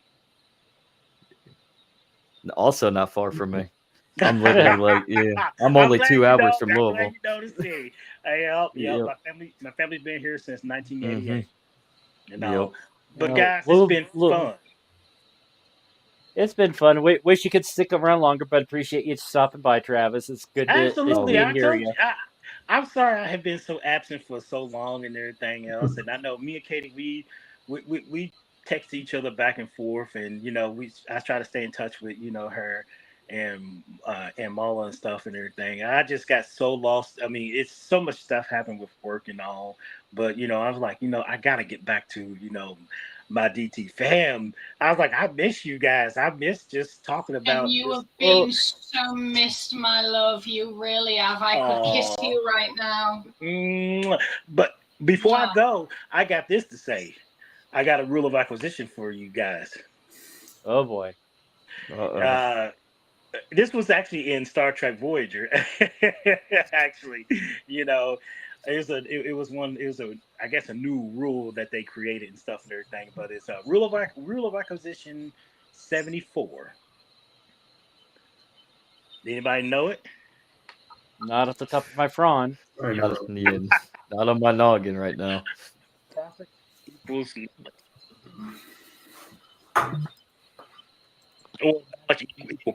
You're lagging on us, man. Can you hear me? Can you hear me, Dan? Can't hear you. I'm breaking up a bit. You guys, y'all take care. Oh, don't leave us hanging, man. Find out next week. Find out next week, everybody. Oh, you're good now. You're good now. Can you hear me now? No, can, yeah. Yes. Okay, knowledge equals profit. That's what it is. Knowledge equals profit. Okay, all right. And just remember, in 2 weeks, we're starting to talk Lower Deck. So not next week, but the week after, because your birthday's coming up next Thursday. So Dave, I appreciate that you remember that. Happy Oh, birthday. Early I birthday. completely forgot. I'll have to Happy try birthday, and man. get a card sent to you. oh, thank you. Yeah. It'd be my 46th birthday. Oh, I'm telling my Oh, you're true so age. up. How You're are a you pup. older than me but look younger? That's not fair. Well, I get told My- that by some coworkers. Am I the baby of the group? Damn. I think so. How old are you, Zach? I'm 90. You're You 90. do you see it? Do you see it? I'm Where's 90 your years pointed, old. Where's your pointed ears? I don't see no points. I don't see no points on your ears, boy, but you sound like a Vulcan. I might But be. yes, I Might can't be. wait to start talking about lower decks with you guys and stuff and everything else. This is Yeah, gonna, that's gonna be fun. you know, it's gonna be interesting and stuff. But everybody, my love, Katie, my heart goes out for you and all and everything else. You guys, best of wishes and all and everything else. And you know what? Stay true to yourselves and peace and long life. Sarcastic Mhm. Vulcan Love you salute. lots, darling. Take care, guys. All right, well, now Oh, we're I down so to miss 4 that guy. again. And then there were 4. Yeah. Jinx, you owe me a Coke. By the way, real quickly, I wanted to we're deep in the conversation earlier, but my apologies earlier. I would have jumped in sooner. I think it was an issue at my end that normally you put a link in the chat, and I didn't see it, and I didn't know if you could see the chat or not. But I didn't see it till later, so I got to get better on that myself. it was in the description, but I don't know if it was something at my end. The description box now it unfolds. Mm-hmm. You have to click on it, and the more button was not there. Like something, the page itself, I didn't even realize hadn't loaded properly. The video was playing. I think maybe it was because I had stuff hooked up, but something in my end it was not loading properly. So I'm going like, how do we get the link? How do we do this? And I had to actually reload everything and start again. And then it finally the drop menu came down and everything was there. I was like, oh god. So that's why. It could have been who knows. So. But we were talking about things that we hold. Darn it. When I don't talk, I'm fine. But when I start talking, that's when the freaking cough comes back. And that's bad for a host that doesn't talk. But saying it's like when it comes to books, I've mentioned this book before, Riken Lemkool he was on The Amazing Race many years ago. He and his partner were the first gay couple to win. See, I got his autograph. Oh wow! I say kind of get it there, but I also got his boyfriend's autograph too at the time, Lance Bass. So I mean, this book Double definitely whammy. Not going anywhere, and to kind of go a little Star Trek on here. If I can find the. Of course, the pages want to stick together. Did I just hear? I just heard like the little chime from those aliens from the neutral zone going off in my earphones. I don't know what's going on with that. They're taking over. You hear a little bit of. I got the signed copy of the card novel Firewall from David Mack. Oh, nice. Yeah, got the little. Not sure what the story on the bunny is, but that's a nice little touch there. But no, I mean, I got 2 copies of that book. They hold so much value to you, and I can understand that. I mean, I go to Comic Cons and other type of cons as well, and there's an actress called Nicole Maines, and she actually plays Dreamer in Supergirl, and I've met her a few times now. She is absolutely lovely, and I got a second photo up with her, and we dragged her boyfriend into the photo, and we actually tied him up in Pride bunting for the photo. It was such a fun photo. I think Dave's seen it. I remember. And I got them both to sign the photo, but also I cut off a piece of the pride bunting, one of the flags on the bunting, and they both signed that as well. And they hold those two things hold so much value to me, more than they would ever be worth, like monetary, you know. And I mean, I've got special edition books, I've got signed special edition books, and they hold more value to me than they would ever be worth in money, you know. And this is what's wrong with humanity. I mean, everybody knows that I rail on humanity, you know. Everybody knows that I proper bitch about our race, and I do not apologize for it. I really don't, because if we put more value into things that,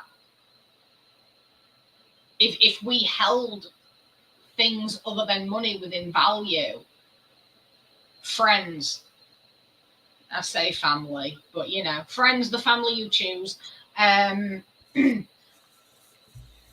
just things that are special, that have sentimental value, and wanting to do better, rather than just be like, oh, I have more money than you know, and stop getting in other people's business, stop trying to conquer the world for more power, you know. Humanity would be a much better place right now, and you know, we'd be a lot happier as a race in general. We'd be a lot more together than separated. I think that was part of Roddenberry's vision too. I mean, we're talking about going ahead long after we're past, and a couple of hundred years in the future. Most of the world supposedly was wiped out by nuclear war and has been rebuilt. But so there's new generations learning new values. And I think that was his idea, was that 200 to 300 years in the future, these several generations later, those children are now being raised on new ideals and new ideas, and what value actually is. And it's no longer placed in physical money. We're no longer trading cash, paper, coins, or digital, even whatever. We're not buying things that way. Now value is found in those things. It is found in, you know, because obviously you see, you know, people still receive gifts from each other, and you see some of the main characters, like Picard, would have something. He from one of his previous adventures that he's had an item or a trinket or something from somebody that was given to him. Or, so we still hold on to these things as to remember those people, remember what we've learned, and so there's that kind of value built into things. But in that society, it's no longer operates the same we do, and the children of those societies are being raised with these new kinds of values, as you say, that are formed in the bonds between people, and the things that we learn, and what enriches our lives. I like that. I like that a lot. Pretty much. That kind of hits it right on the noggin right there.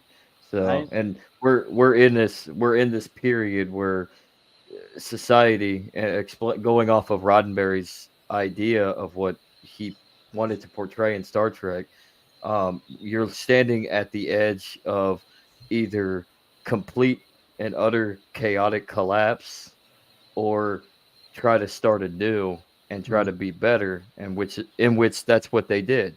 Humanity came together, they built something. Otherwise, you could have fallen into like a Fallout scenario, where it's a wasteland and we're still fighting the same demons, but now we're just a little bit more violent, I guess, and barely surviving. Mad Max. Yeah, Mad Max, exactly. Mad Max, Fallout. That's kind of like what things were like in First Contact. Mm-hmm.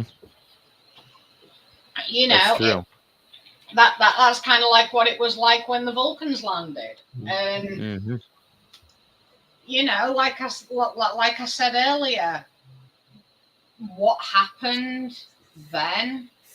It was a big wake-up call for humanity, and I think that that is the scale of the wake-up call that humanity is going to need, the way that we're going. You know, yeah, there are individuals, you know, maybe like us, you know, who just want to come together, who don't give a shit about being a millionaire or a billionaire, who just want to get on with their lives, who want to contribute to society, who want peace.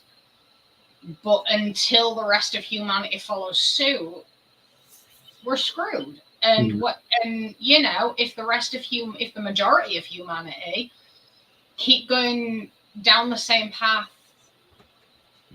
that we are, it's going to need something like a third world war and discovery of aliens publicly, you know, to give us that wake-up call, that slap upside the head kind of thing,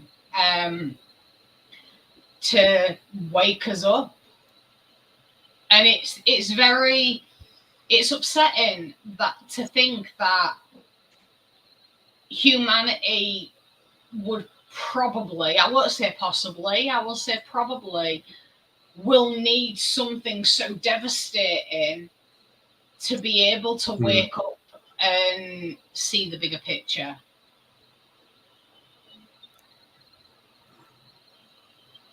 But unfortunately, there are a lot of blind people in this world, and if utter devastation and the almost extinction of the human race is what's needed to wipe away that blindness, so be it.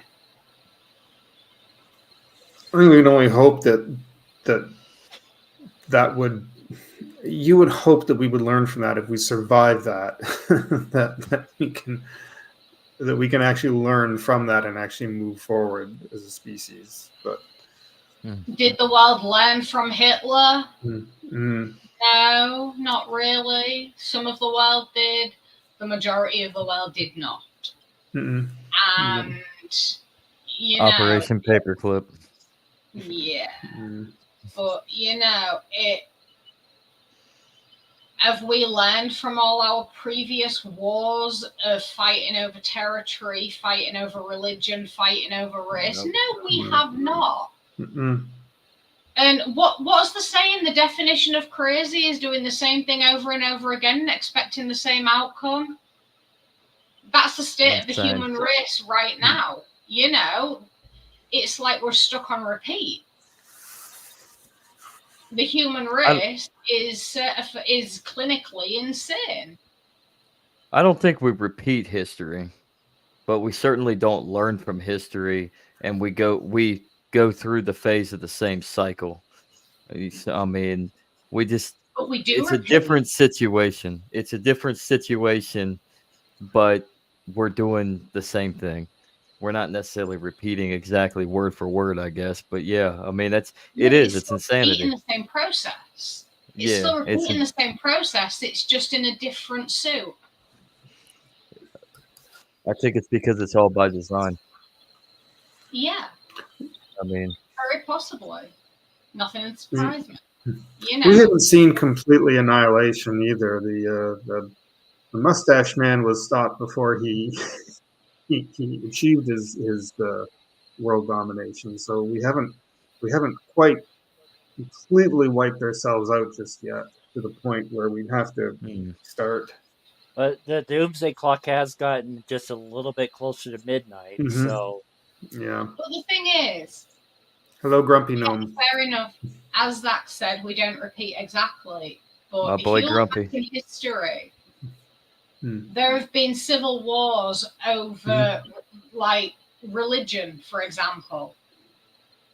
You know, the British Civil War after the Reformation of the Church, you know, that was all over religion. Yeah. How many wars in history have been fought over religion? It's a repetitive process. Still going on, yeah. Exactly. Yep. You know, how many times has one country tried to occupy another? Exactly. Many. You know, and countries still repeat, like leaders of countries still repeat that process, thinking that they can achieve what others can't, even though it's a repetitive process. It may be a different country doing it, a different man or woman doing it, usually men, no offense. But, you know, history is history. True. Mhm. It's true. And, you know, it's a repetitive process. And that goes to show that humanity is clinically insane in some way, shape, or form. But individuals within it do have some form of, you know, healthy insanity. Because, you know, I don't believe anybody's completely sane. I mean, I'm kind of healthily insane, you know. You've got to be insane to be part of DT. Well, saying my saying the only way to retain my sanity is to act insane. But that Yes. that then goes to show that you have no sanity, but in such a good way. You know, all the best people are. Hey, my saying is you got to be insane in order to live alongside the insane. So, I mean, even if you are sane, just go insane. See, I don't like the word sane. I don't, because I don't believe that there is one single individual on this planet that is completely sane. There's I not. don't believe in the word normal because What is normal? exactly, you know, Yeah. what's normal for one is not normal for another, therefore normal does not exist. Unless it's a new normal. We can lock down, shut But down no, economies. those are two words that don't really exist in my vocabulary. Those two words don't really exist in my world because they don't really exist in a sense of there's no meaning to them. If someone says to me that they're perfectly sane, I laugh at them. If someone says to me that they are perfectly normal, I laugh at them because there is no such thing. You know, for like perfect example, that there are colonies all over the world that are nudist colonies. That is their normal. You know, that they believe it's perfectly natural. There's nothing untoward about it. That is just how their society has evolved. That is their normal. For us, being clothed is our normal. Those two definitions of normal contradict each other. Therefore, neither is normal. You know, and that's why that word doesn't exist in my vocabulary. And if I ever do use it, I cringe so much. The same with sanity. You know, someone who believes that an eye for an eye is perfectly sane. It is. And then another person believes, no, that's completely insane. You know, incarcerate them, rehabilitate them, you know, and it's like. That's where I think actually the whole thing of breaking out of your comfort zone to get out of what we consider norm, to see somebody else's normality, can be a healthy thing. To start broadening yourself and seeing other parts of the world and other people. I was listening to somebody talk about you know, to earn your living, we get up at the same time in the morning, we brush our teeth and get dressed, and we take transit or a car to our job that we work 9 to 5 and then come home, and we do this day after day after day, the same thing, until it drives us bonkers so we can't take it anymore. How some people manage to do that their whole life, I don't know, but you have to. There doesn't, to me, that does not seem a healthy or a normal thing that we should be doing as a species, as a people, and yet this is somehow how the life somehow that we've adopted as the masses, to go out and work and earn your keep and work that job and work your way up and earn your raises to better a life for yourself, and which to me just I don't, and yet I'm just as much trapped in that as anybody else. But it's not a healthy thing, and it's not a what should be a normal thing. It's and something there has to break. But I'm sorry, I'm getting a little off topic from what we were. It's okay. That's why it's technically Trek. I mean, it does go off topic almost Yes. every episode. Well, it does go off topic every episode. That's what makes our show great. Which, by the Well, way, I mean, if you've been enjoying our chat, be sure to like and subscribe to the link below. Mhm. That helps the channel out, gets more people involved, and helps make things better for everybody. And if you don't, then the Joker will show up at your house. Or even worse, I'll show up at your house. Yeah, you And you give hear you her. a cupcake. And free bake sale goods. This is how we get you to like and subscribe. We bribe you. Yeah. But I'll threaten you with the crazy British witch. that's gonna definitely get some subscriptions right there. The cackle always wins, Katie. Mm-hmm. Yeah. The cackle is cringeworthy. I do apologize, but I will threaten you with it. Like and subscribe. I'll go to once I get once I figure out what to do for some end credits on here, I'm probably gonna have to put your cackle in there, just like No. Cassie did. Put it in the My intro. cackle is already at the end of the opening credits of DT. I don't want it It anywhere is. else. Oh, come on! I'm still questioning Man and Cass's friendship because of that. And I tell him every single time that I question our friendship because of that. He does it because he loves you. He loves And the I cackle. love him as well, but I still question our friendship.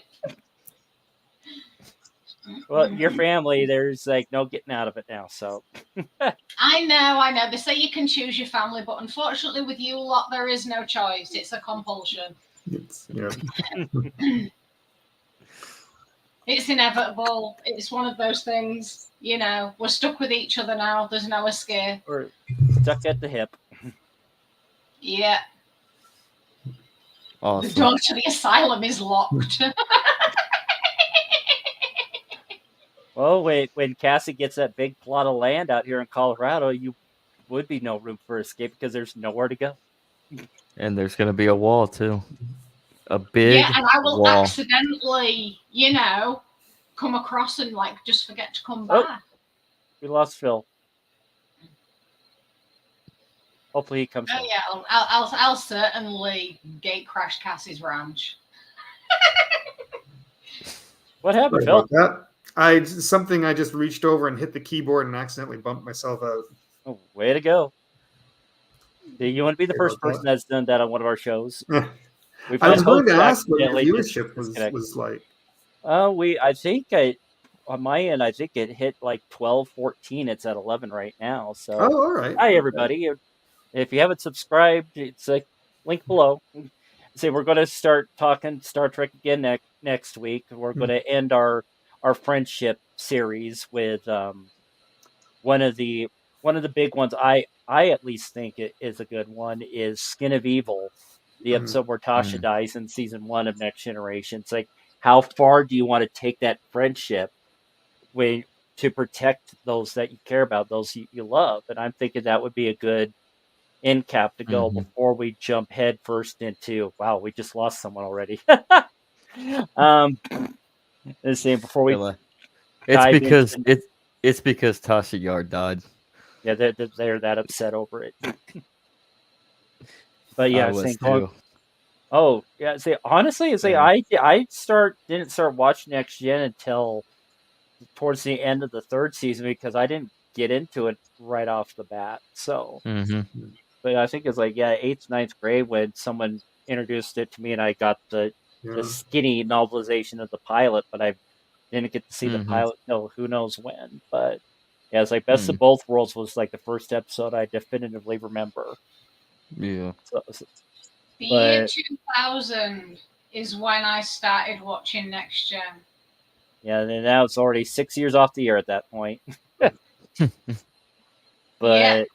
But yeah, saying on October 30th, new episodes of Star Trek Lower Decks begins to air on next Thursday on Travis's birthday on the 24th. So we're going to be talking about episodes 1 and 2 the following Wednesday. So that gives everyone almost like an entire week to watch the episode.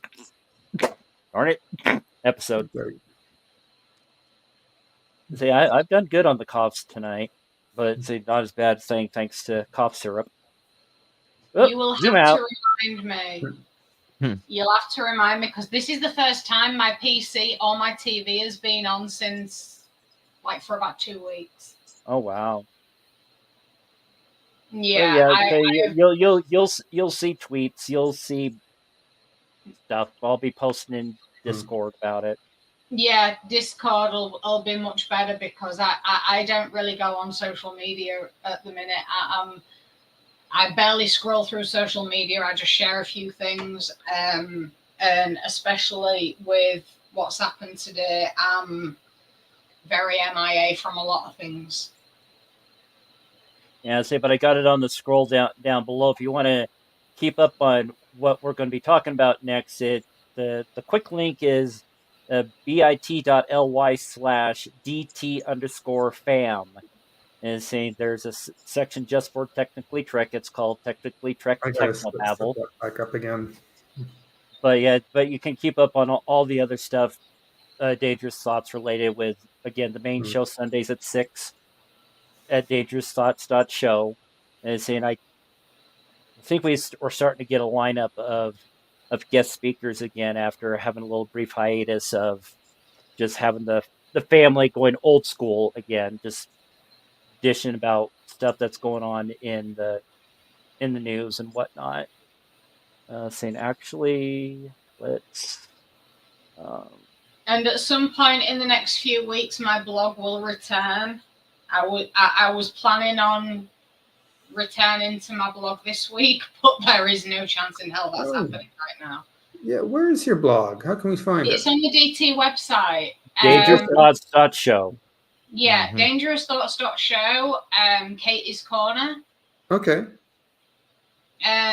There's about a dozen blogs on there, ranging from natural healing, massage, the witch trials, Nostradamus.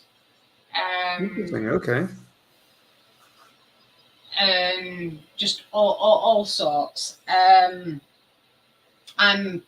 I actually took a break before I did my final of the trio of the witch trials, but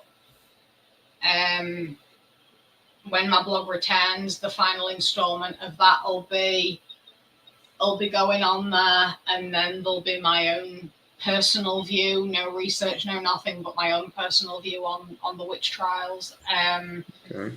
And then I think after that, I'm going to be starting to go into a bit more of my craft in general. Yeah, so it looks like we don't have a guest coming up this Sunday, but on the 27th, so the following Sunday, we got Rebecca F. Pittman, who is a best-selling author in several genres. Her popular history and haunting series of books has been spotlighted on various TV, radio, and podcast forums. She's a former TV talk show host, muralist, escape room owner, game creator, and runway model who finds mysteries irresistible.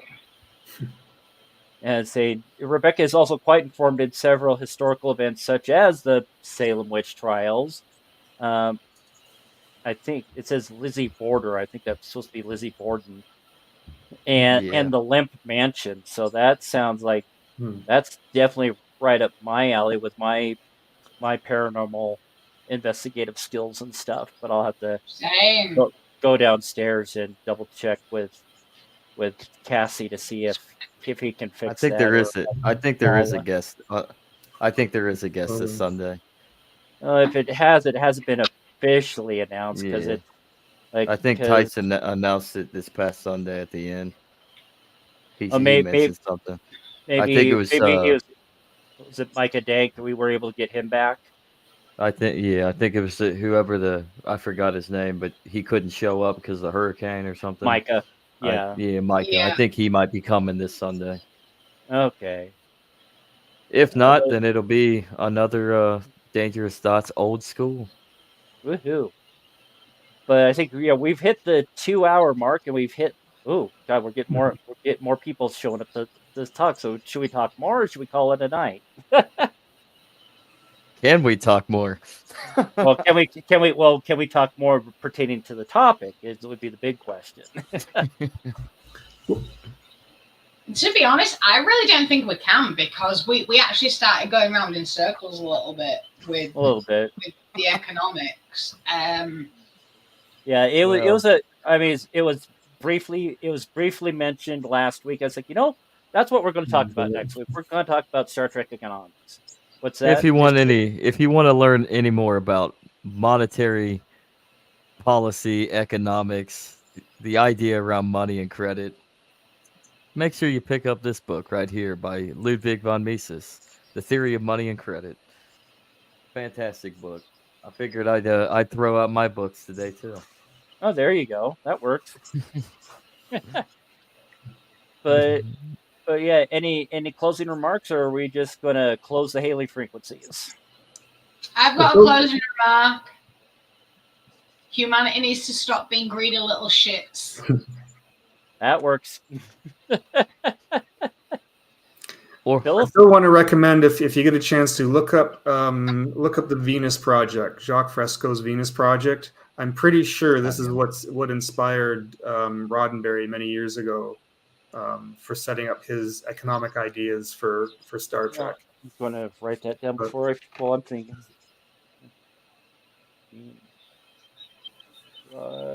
Yeah. Okay. If you just look up the Venus Project or resource-based economy, you'll see it come up. Yeah, well, Venus Project, I think, is a lot easier to remember. Yeah.